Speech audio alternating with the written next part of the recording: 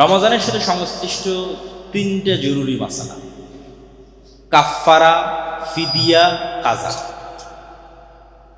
রমজানের মাসালাগুলোর মধ্যে এই তিনটা মাসালা একটা আরেকটার সাথে কিন্তু মিল নাই। একটার নাম কাফফারা, একটার নাম ফিদিয়া, একটার নাম কাজা। কখন কাজা, কখন কাফফারা, কখন ফিদিয়া? আল্লাহ সুবহানাহু তাআলা সকল ইবাদতে অপশন রেখেছেন, এক্সকিউজ, অপশন, সুযোগ, ছাড়। শুধু সালাতে নাই, শুধু সালাতে নাই। তুমি অসুস্থ কি, তুমি কি অবস্থায় আছো, এটা দেখে লাভ, সালাত আদায় করতে।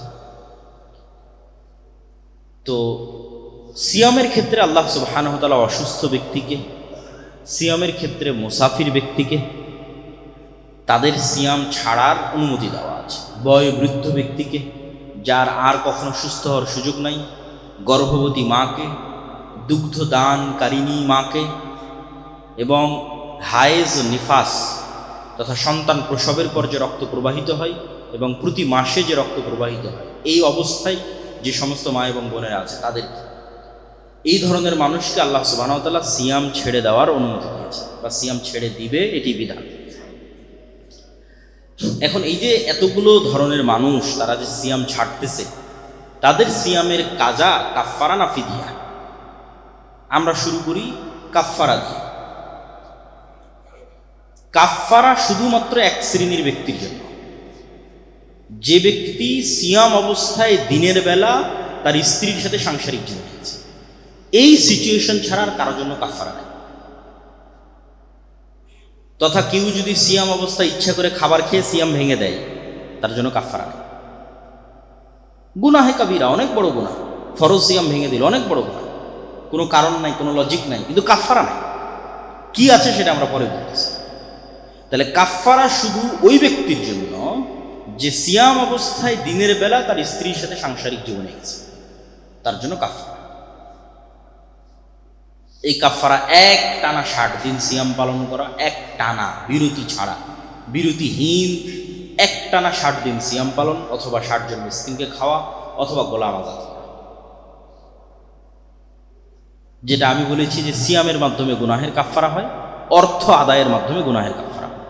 এখানে তিনটের কিন্তু দুটো অর্থ আর একটা সিয়াম। তথা তুমি দিনের বেলা স্ত্রীর কাছে গেছো সিয়াম অবস্থায় রমজান মাসে, তাহলে এর এই গুনাহটা ক্ষমা হবে আবার সিয়াম রাখার মাধ্যমে। কয়টা সিয়াম? 60টা সিয়াম। তাহলে সিয়াম রাখলে গুনাহ মাফ হবে। অথবা আর দুইটার মাধ্যমে, যেগুলো অর্থনৈতিক, টাকা দিয়ে গোলাম আযাদ করো অথবা টাকা দিয়ে 60 জন মিসকিনকে খাওয়া। তাহলে এই কাফফারা শুধু এই শ্রেণীর মানুষের জন্য। কাজা, এই কাফফারা বাদে আর যে কোনো কারণে কেউ সিয়াম ভেঙেছে এবং পুনরায় সিয়াম রাখার সামর্থ্য আছে, পরের পয়েন্টটাই হচ্ছে গুরুত্বপূর্ণ, যে পুনরায় সিয়াম রাখার সামর্থ্য আছে। সিয়াম ভেঙেছে এই কারণ ছাড়ার যে কোনো কারণ, তথা যেটার জন্য আমরা কাফফারা বললাম, ওই কারণ ছাড়ার যে কোনো কারণে সিয়াম ভেঙেছে। অসুস্থতার কারণে ভাঙতে পারে, সফর অবস্থায় আছে তার কারণে ভাঙতে পারে, ইচ্ছাকৃত ভাঙতে পারে, হায়েজ নিফাসের কারণে ভাঙতে পারে তাদের, এবং পরবর্তীতে রাখার সুযোগ আছে, এই ব্যক্তির জন্য কাজা, তথা ওই সমান সিয়াম একটা সে আদায় করে। যে কয়টা সিয়াম ভাঙবে সে কয়টা সিয়াম আর এক সময় আদায় করবে। এ হলো কাজা। ফিদিয়া, যে এইরকম কোনো কারণে সিয়াম ভেঙেছে, তথা ওই যেটার কারণে কাফফারা ওঠের কারণে নয়, স্বাভাবিক যে কোনো কারণে সিয়াম ভেঙেছে, কিন্তু আর সিয়াম রাখার সুযোগ নেই। দেখা যায় এমনভাবে অসুস্থ হয়ে গেছে, আর সুস্থ হতে পারে, অথবা মারাই গেছে, দুনিয়া থেকে বিদায় নিয়েছে, তথা আর সিয়াম রাখার সে সুযোগ পাচ্ছে না বা পায়নি। তাহলে আমরা বলতে পারি, কিভাবে সারমর্ম করতে পারি, স্থায়ী অসুস্থ অথবা স্থায়ী বার্ধক্য। স্থায়ী অসুস্থ এবং স্থায়ী বার্ধক্য, এই দুই ধরনের ব্যক্তির জন্য ফিদিয়া। দাদা, একদিন সিয়াম সমান একদিন মিসকিনের খাবার, একজন মিসকিনের একদিনের খাবার। তো আলেম ওলামা আগের যুগের ফোকাহাগণ গণনা করেছে, হিসাবপাতি করে, তাদের রাসূল সাল্লাল্লাহু আলাইহি ওয়াসাল্লামের কিছু হাদিসকে সামনে রেখে, যে আমরা 1.25 কেজি তথা 1 সার কিছু কম, এই সমপরিমাণ যদি খাদ্য কারো বাড়িতে থাকে, তাহলে তাকে ধরে নেওয়া হয় যে তার একদিনের খাবার তার কাছে আছে। তো এইরকম একটা হিসাব করে যে একজন মানুষ একদিনে কয় বেলা খেলে কি কি ধরনের খাবার তার আসতে পারে, বর্তমান যুগের হিসাব করেও যদি আদায় করে কোনো সমস্যা নেই। যে আমি ধরলাম সকালের নাস্তার সমান এত, দুপুরের খাবার সময় এত, রাতের সময় এত। অথবা যদি সিয়াম পালনকারীকে রমাজান মাসে দিতে চাই, তাহলে সিয়াম পালনকারীর সাহারির সমান এত, সিয়াম পালনকারীর ইফতারির সমান এত, এই পরিমাণ টাকা তাকে দিয়ে দেওয়া এবং তার খাবারের ব্যবস্থা করা। প্রতি একটা সিয়াম সমান একজন মিসকিনের একদিনের খাবারের ব্যবস্থা করা। এটা হচ্ছে ফিদিয়া। শুধুমাত্র দুই শ্রেণীর মানুষের বিধান নিয়ে আলেম ওলামাদের মধ্যে মতভেদ আছে। সেটা হচ্ছে দুগ্ধ দানকারিণী মা এবং গর্ভবতী মা।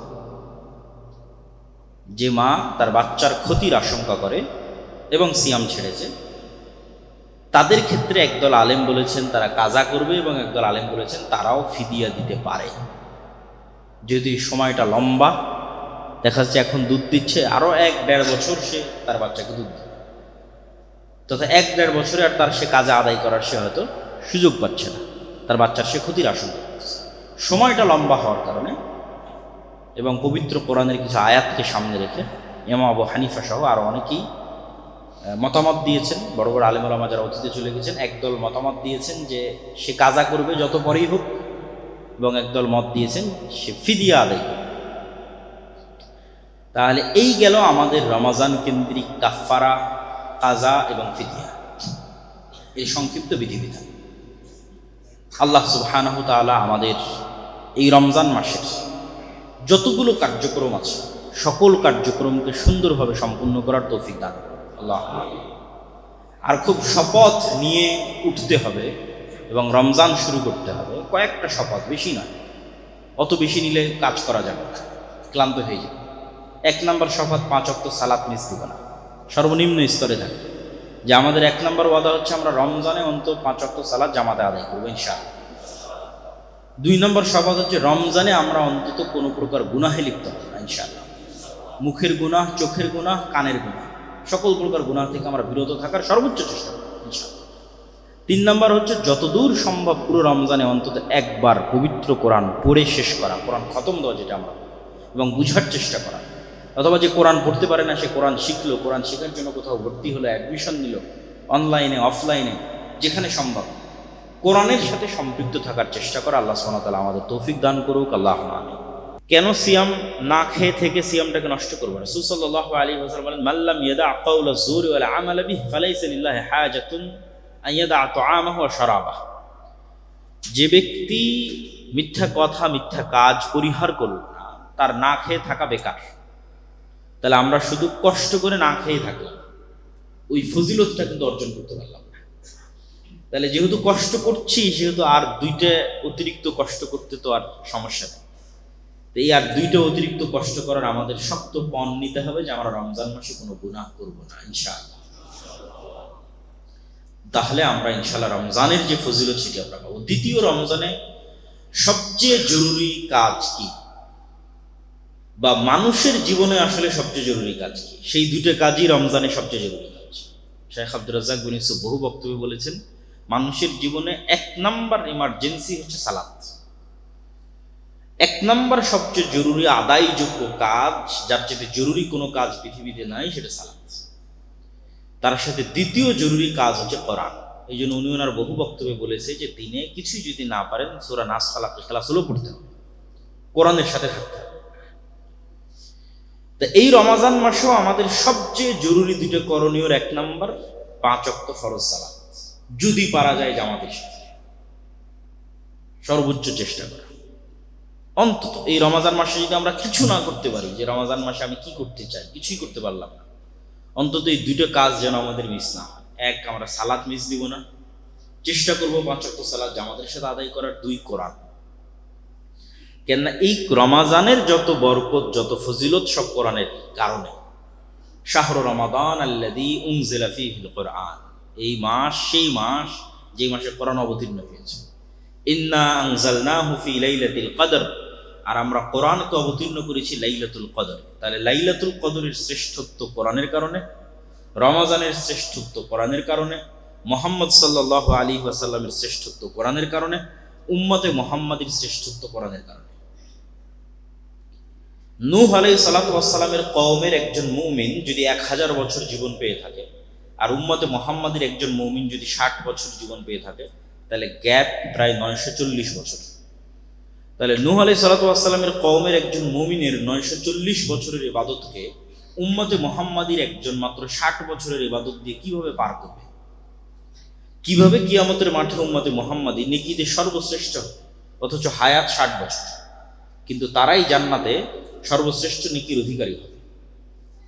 অথচ তাদের অতীতে যারা চলে গেছে তাদের হায়াত 900 বছর, 1000 বছর, 1500 বছর, তাহলে তো সে 1000 বছর ইবাদত করেছে, 900 বছর ইবাদত করেছে। তো বলছে লাইলাতুল কদরি খায়রুম মিন আলফি শাহর, লাইলাতুল কদরের এক রাতের ইবাদত 1000 মাসের ইবাদতের চেয়ে শ্রেষ্ঠ। 1000 মাসের ইবাদতের সমান বলা হয়নি, 1000 মাসের ইবাদতের চেয়ে শ্রেষ্ঠ। তাহলে এইটার কারণ হচ্ছে কোরআন। এই সূরা ফাতিহা উম্মতে মুহাম্মাদীর কাছে আছে, অতীতের কোনো জাতির কাছে ছিল না। এই সূরা ফাতিহা পড়ার যে নেকি, সূরা বাকারা পাঠ করার যে নেকি, এই নেকি থেকে অতীতের উম্মতরা বঞ্চিত। এই জন্য কোরআন দিয়েই এবং কোরআনের বরকতেই উম্মতে মুহাম্মাদী অতীতের উম্মতের 1000 বছরের ইবাদতকে অতিক্রম করে যাবে মাত্র 60 বছরের জীবনের, তাও পুরোটা নয়। আমরা প্রতিদিনের 8 ঘন্টা ঘুমাই, তাহলে আমাদের জীবনের 3 ভাগের 1 ভাগ আমরা ঘুমাই, 60 বছরের 20 বছর ঘুমাই। আর এখন যদি আপনি নিজের ফোনের সেটিংসে গিয়ে দেখেন যে আপনি সারাদিন কতক্ষণ ফোন চালিয়েছেন, তো গড়ে দেখবেন 5 ঘন্টা, 6 ঘন্টা, 4 ঘন্টা, অন্তত 30%, 40% মানুষের গড়ে ফোন চালানোরই পরিমাণ 5 ঘন্টা, 6 ঘন্টা। তারপরে তো অফিসের কাজ আছে, খাওয়া দাওয়া সব কিছু আছে, সব মিলে আসলে আমরা ইবাদত করি কতক্ষণ? কিয়ামতের মাঠে মানুষ দেখবে যে তার হায়াত দুনিয়াতে ছিল 1 দিন। কেন? মানে সারা জীবনে যতটুকু কাজ আল্লাহর জন্য হয়েছে ওটা জমা হতে হতে 1 দিনের সমান হয়েছে। 5 মিনিট আল্লাহর জন্য, 10 মিনিট আল্লাহর জন্য এই করতে করতে, 1 ঘন্টা আল্লাহর জন্য এই করতে করতে করতে করতে করতে 24 ঘন্টা, 60 বছর মিলিয়ে 24 ঘন্টা টিকানো গেছে আল্লাহর জন্য। তাহলে দুনিয়াতে সে প্রকৃত জীবন যেটা সে যাপন করেছে সেটা মাত্র 1 দিন, ওইটা প্রকৃত জীবন। আর বাকি যেটা সে অন্য জায়গায় ব্যয় করেছে সেটা কিন্তু প্রকৃত জীবন নয়। তাহলে আমাদের রমজানে জরুরি 2টা কাজের একটা কাজ সালাত, এবং দ্বিতীয় জরুরি কাজ হচ্ছে কোরআন। কোরআনের বিষয়ে আমি বহু বক্তব্যে বলেছি, কোরআনের গুরুত্ব তুলে ধরার জন্য, কোরআনের প্রয়োজনীয়তা তুলে ধরার জন্য। তাও আজকে 2-1টা সংক্ষিপ্ত কথা বলি। রাসূল সাল্লাল্লাহু আলাইহি ওয়াসাল্লাম বলছেন, প্রত্যেক মানুষের কিছু ক্লোজ সার্কেল থাকে। যেমন আমরা গত সরকার বলি, এই সরকার বলি, সব সরকারেরই দেখা যাচ্ছে যে প্রধানমন্ত্রী হয় তার নিজস্ব একটা ক্লোজ সার্কেল থাকে। তো মানুষ হয়তো চিন্তা করে যে আমি যদি সে ক্লোজ সার্কেলের অন্তর্ভুক্ত হতে পারতাম, বড় ব্যবসায়ী, বড় পদের কেউ। তো রাসূল সাল্লাল্লাহু আলাইহি ওয়াসাল্লাম বলছেন আল্লাহর নিজস্ব একটা ক্লোজ সার্কেল আছে। আল্লাহ সুবহানাহু ওয়া তাআলার ফ্রেন্ড, আল্লাহ সুবহানাহু ওয়া তাআলার ওয়ালি, আউলিয়াউর রহমান, আল্লাহর বন্ধু, যারা আল্লাহ সুবহানাহু ওয়া তাআলার অতি নিকটে থাকবে এবং অতি ক্লোজ, অতি কাছে থাকবে, তারা হচ্ছে আহলুল্লাহ। তাদের নাম দেওয়া হয়েছে আহলুল্লাহ, তারা আল্লাহর লোক। যে উমুক হচ্ছে প্রাইম মিনিস্টারের লোক, উমুক কিন্তু কমিশনারের লোক, উমুক উমুকের লোক, এটা একটা সম্মান, পাওয়ার। তাহলে কেউ পৃথিবীতে কিছু মানুষ আছে যারা কার লোক? আল্লাহ। তারা হচ্ছে যারা কোরআনের সাথে সবসময় উঠা বসা করে। আল্লাহু আকবার। যাদের উঠা বসা চলাফেরা কোরআনের সাথে, তারা আল্লাহর লোক, তারা আল্লাহর খুব কাছের আউলিয়া ও রহমান। রাসূল সাল্লাল্লাহু আলাইহি ওয়াসাল্লাম বলছেন, আল কোরআন হুজ্জাতুন লাকুম আও আলাইকুম, কোরআন তোমাদের পক্ষে দলিল অথবা তোমাদের বিপক্ষে দলিল। আমরা সিয়ামের কথা শুনেছি, এই যে সিয়াম আমাদের পক্ষে সাক্ষী দিবে, কিন্তু কোথাও হাদিসে বলা নাই যে সিয়াম আমাদের বিপক্ষে সাক্ষী দিবে। আর যে কোনো ইবাদতের ক্ষেত্রে এটাই পাওয়া যায় যে সেই ইবাদত যদি সাক্ষী দেয়, কথা বলে, পক্ষেই কথা বলবে। কোরআন একমাত্র ব্যতিক্রম যে যদি পক্ষে না বলে তাহলে কিসে বলবে? বিপক্ষে বলবে, চুপ থাকবে না। কোরআনের বিষয়ে চুপ থাকার কোনো দলিল কোরআন এবং হাদিসে নেই। সিয়াম রেখেছে, সিয়াম পক্ষে বলবে, রাখিনি, কথা নাই। তাহলে একমাত্র ব্যতিক্রম কোরআন। পড়লাম, পক্ষে বলল, না পড়লাম, নাই, না পড়লাম, এবার বিপক্ষে বলবে। তাহলে তো বিপদ। এই জন্য কোরআনের বিষয়টি এত সহজ নয়। পড়লাম পক্ষে বললো, শাফাত করলো, আর না পড়লাম নাই, জি না পড়লে বিপক্ষে বলবে। হুজ্জাতুন লাকুম ওয়া আলাইকুম। কোরআন তোমাদের প্রত্যেকের হয় পক্ষে কথা বলবে, না বিপক্ষে কথা বলবে। তাহলে কোরআন যেন আমাদের বিপক্ষে কথা না বলে, এর প্রস্তুতি তো আমাদেরই নিতে হবে।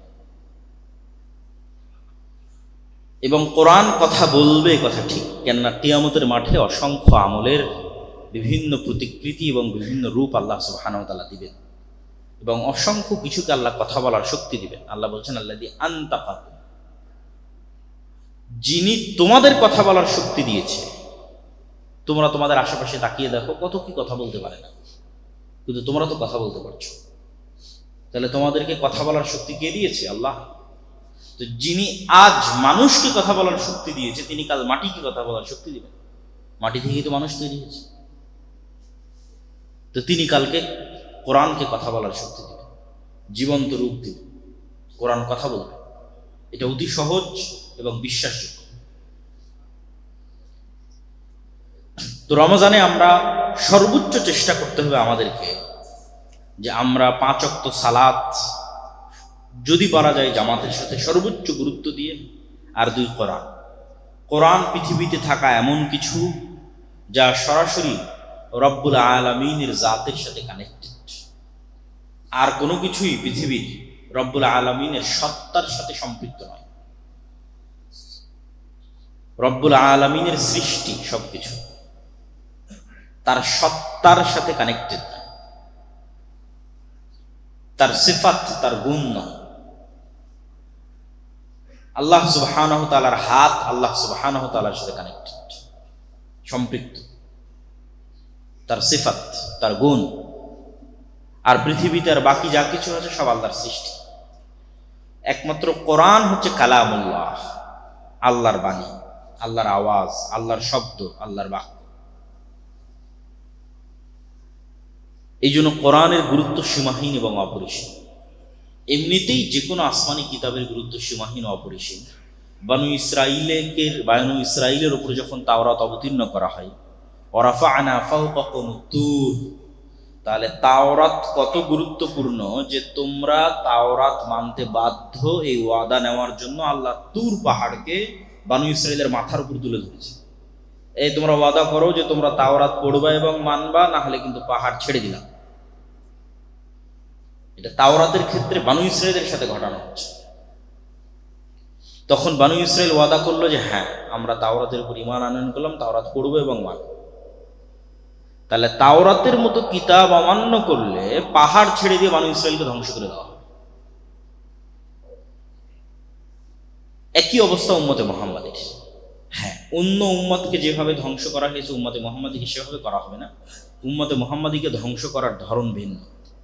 যেমন নূহ আলাইহিস সালামের কওমকে ধ্বংস করা হয়েছে বন্যা দিয়ে, আদ সামুদকে ধ্বংস করা হয়েছে ঝড় এবং বিকট আওয়াজ দিয়ে, লূত আলাইহিস সালামের কওমকে ধ্বংস করা হয়েছে শহর উল্টিয়ে আকাশ থেকে অগ্নি বৃষ্টি করার মাধ্যমে, ফেরাউনের কওমকে ধ্বংস করা হয়েছে ডুবানোর মাধ্যমে। উম্মতে মুহাম্মাদী যদি কোরআনকে অবমূল্যায়ন করে, তো উম্মতে মুহাম্মাদী কি দিয়ে ধ্বংস হবে? উম্মতে মুহাম্মাদীর ধ্বংসের মাধ্যম হচ্ছে, যেহেতু রাসূল সাল্লাল্লাহু আলাইহি ওয়াসাল্লাম উম্মতে মুহাম্মাদীর জন্য দোয়া করেছেন যে তাদের যেন সমূলে ধ্বংস না করা হয়, সেহেতু সমূলে ধ্বংস করে দেয়। তাহলে উম্মতে মুহাম্মাদীর উপর গজব কোনটা? উম্মতে মুহাম্মাদীর উপর কোরআন অবমূল্যায়নের গজব হচ্ছে তাদের উপর ভিন্ন জাতিকে চাপিয়ে দেওয়া হয়। বাগদাদে হালাকুখা চেঙ্গিস খা যা করেছে, ফিলিস্তিনে ক্রুসেডাররা যা করেছে, আজকে ইহুদিরা যা করছে, রোহিঙ্গাতে মায়ানমারে মুসলমানদের উপর যা হচ্ছে, এগুলোর মূল কারণ যদি আমরা দুনিয়ার কারণ না দেখি, যে অলৌকিক কারণ কি, আধ্যাত্মিক জগতের কারণ কি, অদৃশ্য কারণ কি, গায়েবের কারণ কি, মূল কারণ তো চোখের সামনে দেখাই যায়, বাস্তব কারণ তো চোখের সামনে দেখাই যায়। অদৃশ্য গায়েবের কারণ কি? অদৃশ্য গায়েবের কারণ হচ্ছে কোরআনের মূল্যায়ন আমাদের কাছে অতটুকু। যে অবস্থায় আমরা আজকে আছি, এই অবস্থাটা কোরআনের আমাদের কাছে। আজকে মায়ানমারের রোহিঙ্গা মুসলমানদের অবস্থা যেমন, আসলে কোরআনের অবস্থাটাই ফুটে উঠতেছে, যে কোরআনের চিত্র এরকম তাদের বাড়িতে, তাদের ঘরে, তাদের সমাজে কোরআন এরকম অবহেলিত। তাহলে উম্মতে মুহাম্মাদির উপর গজবের কারণ হচ্ছে কিতাব অবমূল্যায়ন করা। গজবের ধরন কি? ভিন্ন জাতি এবং ভিন্ন কওমকে চাপিয়ে দেওয়া। এবং রাসূল সাল্লাল্লাহু আলাইহি ওয়াসাল্লাম হাদিসেও বলেছেন, ইন্নাল্লাহ ইয়াদা বিহাদাল কিতাবে আকওয়াম ওয়া ইয়াদউ বিহি আখারিন। আল্লাহ সুবহানাহু ওয়া তাআলা এই কিতাবকে দিয়ে, ইয়ারফাউ বিহাদাল কিতাব, এই কিতাবকে দিয়ে আমার উম্মতের একদল মানুষকে উপরে উঠিয়ে দিয়েছে, আর এই কিতাবকে দিয়ে আমার উম্মতের একদল মানুষকে নিচে নামিয়ে দিয়েছে। তাহলে এই কিতাবকে দিয়ে যাদের উপরে উঠিয়ে দিয়েছে তারা এই কিতাবকে মূল্যায়ন করত। আমর ইবনুল আস, খালিদ ইবনুল ওয়ালিদ তারা যখন যুদ্ধের মাঠে যেত, ওমর ইবনুল খাত্তাব, আলী ইবনে আবি তালেব, তাদের যে দাপট বিশ্বে ছিল, এটা মূলত কোরআনের মূল্যায়ন তাদের বাড়িতে, তাদের ঘরে, তাদের অন্তরের বহিঃপ্রকাশ ছিল জাতির উপরে, পৃথিবীর অন্য জাতির উপরে। এই জন্য কোরআন খুবই গুরুত্বপূর্ণ, আর আমাদের এই প্রিয় মাতৃভূমি বাংলাদেশের জন্য তো আরো গুরুত্বপূর্ণ। কেননা পৃথিবীর অন্য আর কোনো মুসলিম দেশ এরকম ভয়ঙ্কর সিচুয়েশনের উপরে নাই যে ভয়ঙ্কর সিচুয়েশনের উপর বাংলাদেশ আছে। সেটি হচ্ছে পৃথিবীর অন্য যে কোনো মুসলিম দেশের মুসলিম নাগরিকদের পালিয়ে বাঁচার জায়গা আছে। ফিলিস্তিনের নাগরিকরা সব পালিয়ে মিশরে চলে গেছে, মিশরে আশ্রয় নিয়েছে গাজার মানুষেরা। তারপরে মিশর থেকে আরো বিভিন্ন দেশে গেছে। মায়ানমারের রোহিঙ্গারা আপনাদের বাংলাদেশে আশ্রয় নিয়েছে। আফগানিস্তানে যখন হামলা হচ্ছিল তখন আফগানিস্তানের নাগরিকরা পাকিস্তানে আশ্রয় নিয়েছে। কিন্তু বাংলাদেশ পৃথিবীর একমাত্র মুসলিম দেশ যাদের আশেপাশে কোনো মুসলিম দেশ নাই, ফলত তাদের বাঁচার কোনো জায়গা নেই।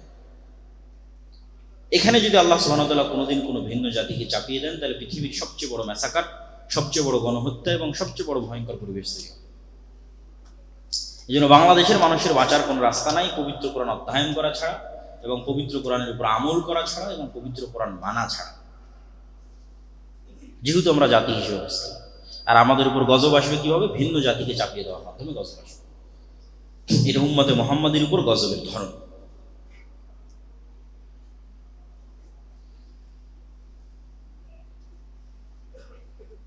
কোরআনের ক্ষেত্রে আরো একটি বিষয়, সেটি হচ্ছে আমরা অনেকেই মনে করি যে আমাদের ছোট্ট সন্তানেরা কোরআন শিখবে, তাদেরকে আমরা মক্তবে পাঠাই, মাদ্রাসায় পাঠাই, স্কুলে পাঠাই।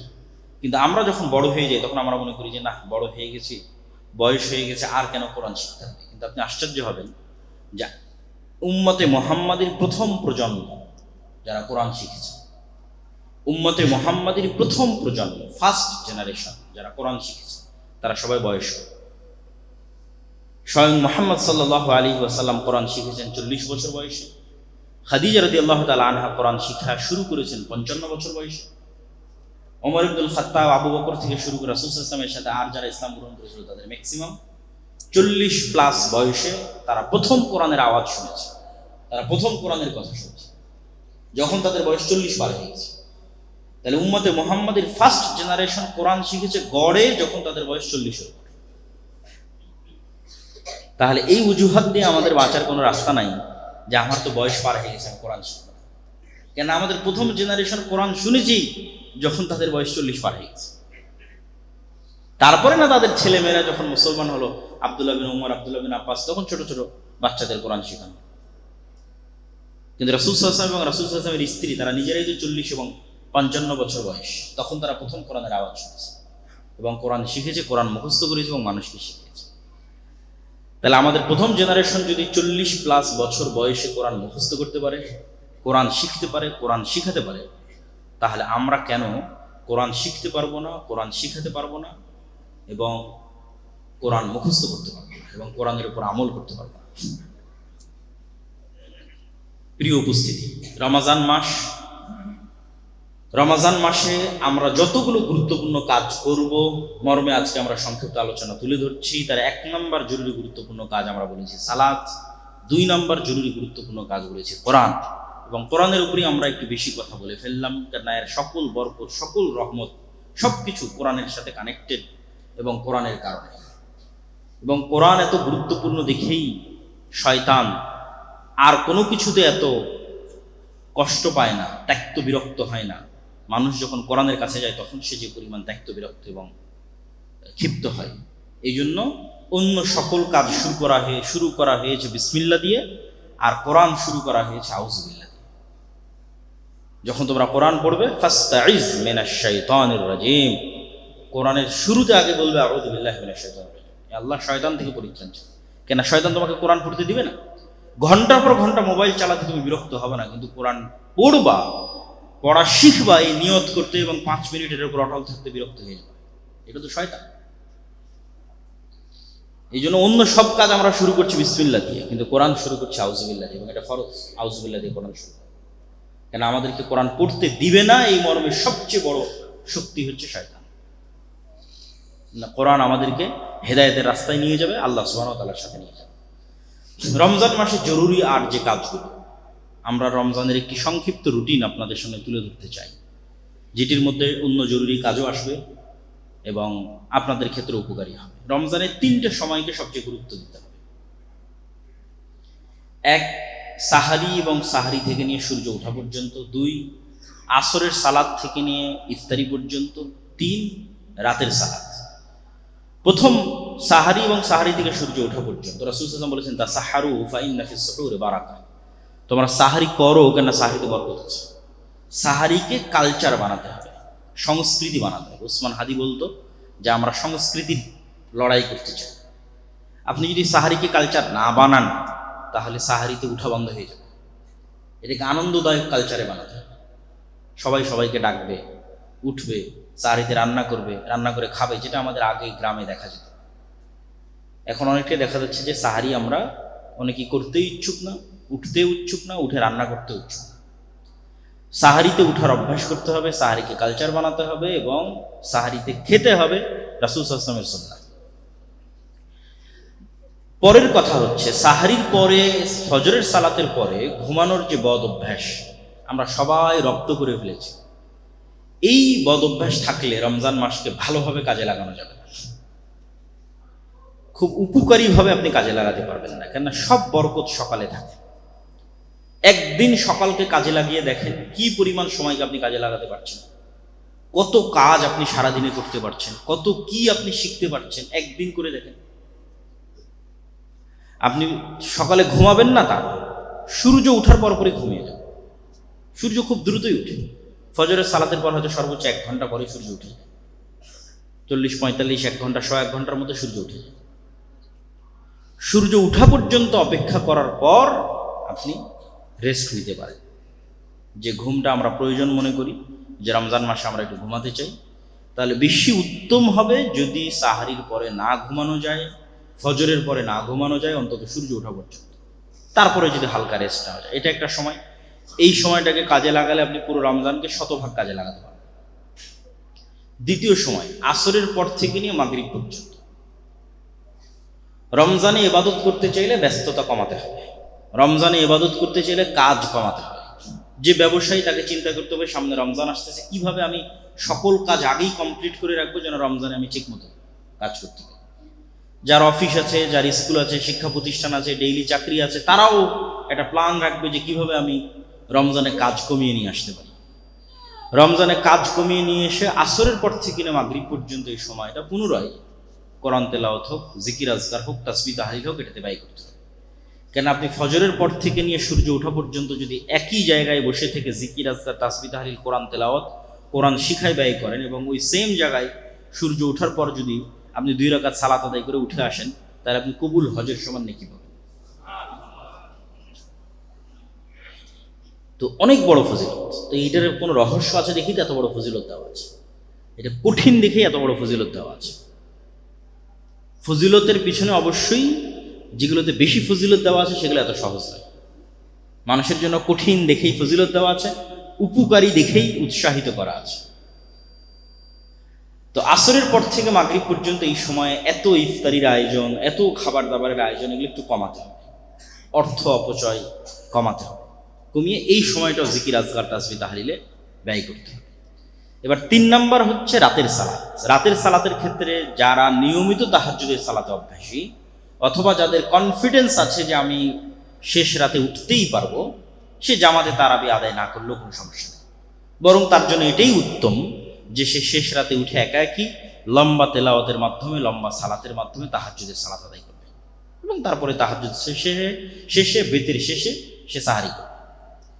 আর যদি কারো ক্ষেত্রে মনে হয় যে না, তার শেষ রাতে উঠার অভ্যাস নাই, উঠতে পারবে না, তাহলে তার জন্য জামাতের সাথে তারাবির সালাত আদায় করার যে প্রচলন আমাদের দেশে আছে, এটা কোনো সমস্যা নেই। বরং অংশগ্রহণ করাই ভালো, যাতে অন্তত সে রাতের সালাত আদায়কারীদের মধ্যে তার নাম অন্তর্ভুক্ত হয়। এই জন্য যারা পারবে না শেষ রাতে উঠতে, তাদের জন্য জামাতের সাথে তারাবির সালাত আদায় করে নেওয়াই উচিত, যাতে সে রাতের যে সালাত, সেই সালাত আদায়ের হকদার হয়। যেটার ফজিলত আমরা বললাম যে কেউ যদি রমজান মাসে রাতের সালাত আদায় করে, তাহলে তারও অতীতের সকল গুনাহ ক্ষমা হয়ে যাবে। কিন্তু 5 ওয়াক্ত সালাত পড়লাম না, তারাবি পড়লাম, এটার কিন্তু কোনো দাম নাই। এই জন্য আমরা সবচেয়ে জরুরি কাজ 1 নম্বর 5 ওয়াক্ত সালাত, রমাজানের সবচেয়ে জরুরি কাজ 2 নম্বর কোরআন তেলাওয়াত, তারপরে ধারাবাহিকভাবে এগুলো আসতেছে। 3 নম্বরে আসতে পারে রাতের সালাত, তারাবির সালাত। 5 ওয়াক্ত সালাতে নাই, তারাবির সালাতের কোনো কাজ নেই। 5 ওয়াক্ত সালাতে থেকে আমি তারাবির সালাত আদায় করতেছি, আমি ফজিলত পাবো ইনশাআল্লাহ। তারাবির সালাত ধীর স্থিরভাবে আদায় করতে হবে, সেই রকম মসজিদই বাছাই করতে হবে, সেই রকম ইমামই বাছাই করতে হবে, যারা ধীর স্থিরভাবে কোরআন তেলাওয়াত করে, কোরআনের হকের সাথে কোরআন তেলাওয়াত করে আদায় করে। রমজানে আর জরুরি কাজের মধ্যে একটি জরুরি কাজ ইফতার, যা সিয়াম পালনকারী 2টা খুশির একটা খুশির সময়। রাসূল সাল্লাল্লাহু আলাইহি ওয়াসাল্লাম ইফতারিতে তাড়াতাড়ি করতে বলেছে। এই তাড়াতাড়ি করার আনুষ্ঠানিকতাটাই রমজানের গুরুত্ব, সিয়ামের গুরুত্ব। এই তাড়াতাড়ির আনুষ্ঠানিকতা না থাকলে এই সিয়ামের গুরুত্ব থাকবে না। কখন সূর্য ডুবে গেছে আমার কোনো পরোয়াই নাই, রাত 8টায় গিয়ে ইফতারি করলাম। আর ওই মজা, ওই মাহাত্ম্য রমজানের আপনি তৈরি করতে পারবেন। রমজানের মাহাত্ম্য হচ্ছে আমি অপেক্ষা করব কখন সূর্য ডুবতেছে, ডুবা মাত্রই আমি ইফতারি। এটাই মর্যাদা, এটাই সম্মান, এটাই নিয়ম, এটাই মূলনীতি। রাসূল সাল্লাল্লাহু আলাইহি ওয়াসাল্লাম এটাই বলে গেছে যে ইহুদিরা দেরিতে ইফতার করে, কিন্তু এটা আল্লাহর আনুগত্যের শানে যায় না। আল্লাহ চান যতক্ষণ বিরত থাকতে বলেছিলাম অতক্ষণ বিরত, এখন বিরত থাকা যাবে না, এখন তাড়াতাড়ি খাও, এটাই আমার আনুগত্য। আমার সাথে তোমাকে মাতাব্বরি করার দরকার নাই। তাহলে আমি এখন ভাঙতে বলেছি মানে তুমি সাথে সাথে ভাঙতেছো, মানে তুমি আমার সত্যিকার অনুগত বান্দা। আর তুমি দেরি করতেছো মানে তুমি অনেক বড় তাকওয়ালা পরহেজগারিতে আমাকে দেখাচ্ছ, এটা আমার দরকার। আমার কথার সাথে সাথে অনুসরণই হচ্ছে আল্লাহর আনুগত্য। এই জন্য ইফতারিতে দেরি করা যাবে, কোনো সতর্কতামূলক দেরি বলে কিছু নেই। 2-3 মিনিট 3-4 মিনিট আগে করবো এরকম। সূর্য ডুবার যে নির্ধারিত সময় এখনকার প্রযুক্তির মাধ্যমে খুব ভালোভাবে আমরা জানতে পারি, সেটির সাথে সাথে আমাদের ইফতার করা চিন্তা। রমজান মাসে আর যে সমস্ত জরুরি কাজে আমরা যুক্ত হয়ে থাকি অথবা হতে চাই অথবা হতে পারি, তার একটি হচ্ছে ইতিকাফ, তার একটি হচ্ছে লাইলাতুল কদর, তার একটি হচ্ছে যাকাত। যদিও এগুলো প্রত্যেকটার উপরেই আলাদা আলাদা আলোচনা করা যাবে, সংক্ষিপ্ত করে আমি বলে নিচ্ছি। লাইলাতুল কদর এবং ইতিকাফ এই দুটো রমজানের শেষ 10 দিনের সাথে সম্পর্কিত। আমরা অনেকেই মনে করি যে আমরা ইতিকাফে বসলাম, বসে বই পুস্তক পড়ব, বক্তব্য শুনব, এটা করা ঠিক নয়। রমজানে কালামুন নাসের সাথে কোনো সম্পর্ক নাই, রমজানে মানুষের কথার সাথে কোনো সম্পর্ক, মানুষের লেখা বইয়ের সাথে কোনো সম্পর্ক। রমজানে লাইলাতুল কদর হোক, রমজানে ইতিকাফ হোক, শুধু কালামুল্লাহ, আল্লাহর কালামের সাথে সম্পর্ক। আল্লাহর কালাম বুঝার চেষ্টা করা, আল্লাহর কালাম পড়ার চেষ্টা করা। বাকি 11 মাস বড় বড় আলেম ওলামার বক্তব্য শোনারও সময় আছে, বড় বড় আলেম ওলামার বই পড়ারও সময় আছে, কিন্তু রমজান শুধু আল্লাহর কালাম, শুধু আল্লাহর বাণী। এই জন্য ইতিকাফে বসলেও বড় ইবাদত কোরআন তেলাওয়াত। লাইলাতুল কদরে রাত জেগে সালাত আদায়ের পরে সবচেয়ে বড় ইবাদত কোরআন তেলাওয়াত এবং কোরআন বুঝার চেষ্টা করা। আফালা ইয়াতাদাব্বারুনাল কোরআন আম আলা কুলুবিহিম আকফালুহা, তারা কি কোরআন বুঝার চেষ্টা করে না, না তাদের অন্তরকে তালাবদ্ধ করা হয়েছে? খাতামাল্লাহু আলা কুলুবিহিম, না তাদের অন্তরে মোহর মারা হয়েছে? কোরআন বুঝার চেষ্টা করতে হবে। রমজানের জরুরি কাজগুলোর মধ্যে লাইলাতুল কদরে পরিবার সহ রাত্রি জাগরণ করা, ইতিকাফে বসা এবং হিসাব করে পুঙ্খানুপুঙ্খরূপে যাকাত দেওয়া। যাকাতের গুরুত্ব, যাকাতের তাৎপর্য এবং যাকাতের হিসাবের উপর আমরা আরেকদিন বিস্তারিত আলোচনা করব। তবে সংক্ষিপ্ত এতটুকু যে সবগুলোর পিছনে মূল উদ্দেশ্য তাজকিয়াতুন নাফস, অন্তরকে পরিশুদ্ধ। আল্লাহ কোরআনে বলছেন যে কুতিবা আলাইকুমুস সিয়াম, তোমাদের উপর সিয়ামকে ফরজ করা হয়েছে। কেন? লাআল্লাকুম তাত্তাকুন, যেন তোমরা পরহেজগার হও। তোমাদের অন্তর যেন আল্লাহ ভীরু হওয়ার প্রশিক্ষণ পায়। তো অন্তরের তাজকিয়ার জন্য যেমন অন্তরের উপর কাজ চাপানো জরুরি, সেরকম অন্তরের অন্য আর ব্যাধি আছে, এগুলো থেকে তাকে মুক্ত করা জরুরি। অন্য রোগ আছে, অহংকার আছে, লোভ আছে, লালসা আছে, কৃপণতা আছে, এগুলো অন্তরের রোগ, অন্তরের অসুখ। এই জন্য যখনই আল্লাহ সুবহানাহু ওয়া তাআলা সালাতের কথা বলেছে তখনই যাকাতের কথা বলেছে, যখন এমনি আল্লাহর ইবাদতের কথা বলেছে তখনই দানের কথা বলেছে। এটার মাধ্যমে অন্তরের রোগ মুক্ত, অন্তর কৃপণতা মুক্ত হয়, অন্তর লোভ মুক্ত হয়, অন্তর লালসা মুক্ত হয়। এবং বাধ্যতামূলক একটা তৈরি করে দেওয়া হয়েছে, তোমাকে যাকাত দিতে হবে, ফিতরা দিতে হবে, অবশ্যই বাধ্যতামূলক। এর বেশি তো আরো দান করতেই হবে। তাহলে আমাদের অন্তরের কৃপণতা এবং লোভ লালসা থেকে বাঁচতে আমাদের যাকাত দিতে হবে, যাকাতের হিসাব করতে হবে। এবং এই রমজান মাসে পুঙ্খানুপুঙ্খ রূপে যাকাতের হিসাব করে যাকাত বের করার চেষ্টা করতে হবে। রাসূল সাল্লাল্লাহু আলাইহি ওয়াসাল্লাম রমজান মাসে এমন বেশি দান করতেন, পূর্ব দিক থেকে প্রবাহিত বাতাসের চেয়েও বেশি দান, তথা কিছু ধরে রাখতেন না, দিতেই থাকতেন। মানুষ যত দিবে আল্লাহ মানুষকে তত দিবেন, এটি মূলনীতি। মানুষ যত দয়া করবে আল্লাহ তত দয়া করবে। মানুষ যত আরেক মানুষকে ক্ষমা করবে আল্লাহ ওই মানুষকে তত ক্ষমা করবে। মানুষ আরেক মানুষকে যত খাওয়াবে আল্লাহ ওই মানুষকে তত খাওয়ার ব্যবস্থা করে দেবে। মানুষ আরেক মানুষের যত রিজিকের ব্যবস্থা করে দিবে আল্লাহ এই মানুষের তত রিজিকের ব্যবস্থা করে দেবে। আপনার দান আর যাকাতের টাকা তো আল্লাহ নিয়ে চলে যাবে না, আপনার দান আর যাকাতের টাকা দিয়ে আরেক মানুষের খাবারের ব্যবস্থা, এটাই মহত্ব ইসলাম। এই জন্য ইফতারির ক্ষেত্রে কি বলা হয়েছে, যে কেউ যদি আরেকজন সিয়াম পালনকারীকে ইফতার করে তাহলে ওরও সিয়ামের নেকি সে পাবে। তাহলে আরেকজনের সিয়ামের নেকি আমি পেলাম কি শুধু খাওয়ানো দিয়ে? তাহলে খাওয়ানো একটা ইবাদত না হলে কিভাবে শুধু খাওয়ানো দিয়ে আরেকজনের সিয়ামের নেকি পাওয়া? রাসূল সাল্লাল্লাহু আলাইহি সাল্লামকে জিজ্ঞেস করা আইয়ুল ইসলামে আফজাল, ইসলামের সর্বশ্রেষ্ঠ ইবাদত কোনটা বলে? তা আল্লাহ নবী বললেন ইসলামের সর্বশ্রেষ্ঠ ইবাদত দুইটা, পরিচিত অপরিচিত সবাইকে সালাম দিবা আর মানুষকে শুধু খাওয়ানো ইবাদত। তাহলে একজন সিয়াম পালনকারীকে শুধু খাওয়ানোর মাধ্যমে আমি তার সিয়ামের নেকি পেয়ে যাচ্ছি। এই জন্য দেখবেন মক্কা মদিনায় গেলে এই কালচারটা তারা ধরে রেখেছে, ইফতার করানো।